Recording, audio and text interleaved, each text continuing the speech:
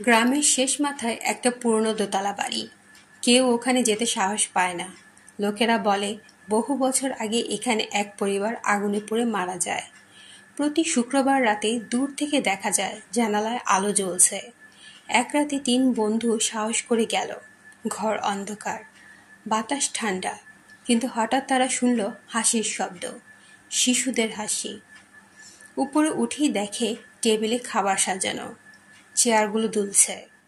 তাদের একজন মোবাইল বের করে ভিডিও করতে চাইল। ঠিক তখনই দেখা গেল ক্যামেরার পর্দায় 4 জন বসে খাচ্ছে, কিন্তু সামনে কেউ নেই। 3 জনের মধ্যে একজনের খোঁজ আর পাওয়া যায়নি। এখনো শুক্রবার রাতে জানালায় সেই আলো দেখা যায়।